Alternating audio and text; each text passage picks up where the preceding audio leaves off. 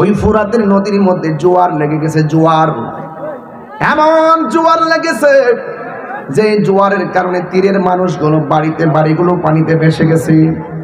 যখন ওই জোয়ার লেগেছে তীরের বাড়িগুলো ভেসে গেছে।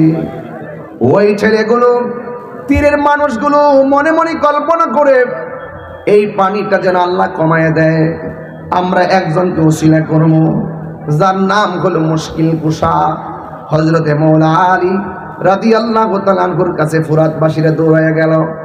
যায়া ডাক দিয়া বলে, আলী গো, ও আলী, আমাদের ফুরাতের পানি এমন ভাবে ফুলে গেছে, এই পানির কারণে আমাদের ঘর বাড়ি সব ভেসে গেছে।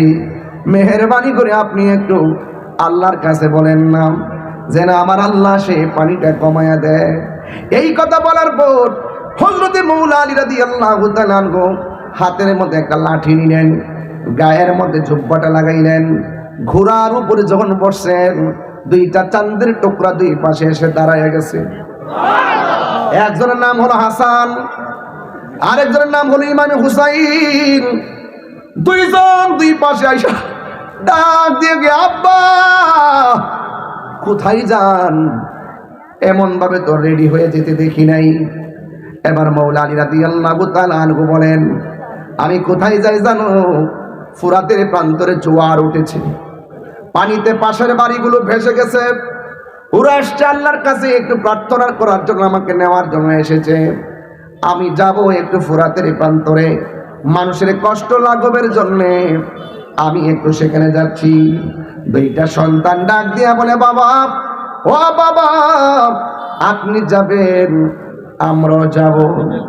একজনকে ঘোড়ার সামনে বসালো, আর একজনকে ঘোড়ার পিছনে বসালো।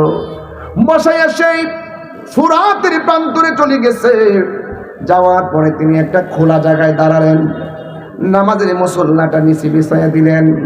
তিনি 2 রাকাত নামাজ আদায় করলেন। 2 রাকাত নামাজ আদায় কইরা দুইটা হাত বাড়াইয়া হাতের লাঠিটা মাটির মধ্যে এমন ভাবে ঘাড়লেন, যতটুকু পর্যন্ত লাঠিটা মাটির মধ্যে গেড়েছে আমার আল্লাহ চোখের পলকে এতটুকু জোয়ারের পানি কমায়া দিছে। 2 নাম্বার, আবার তিনি নামাজ পড়লেন, আল্লাহ এইভাবে প্রার্থনা করে মাটির মধ্যে লাঠিটা গেড়ে দিলেন। যতটুকু গাড়লেন ততটুকু পানি কমে গেছে। ফুরাতের প্রান্তের মানুষকে, হুজুর আর লাগবে না, যতটুকু এখন পানি আছে এতটুকু চলবে। আপনি যেইভাবে মাটিতে লাঠি কাটতেছেন মনে হয় যেন পানি একবার নিচে ঢুকে গেলে আর জিন্দেগিতে পানি পাবো না।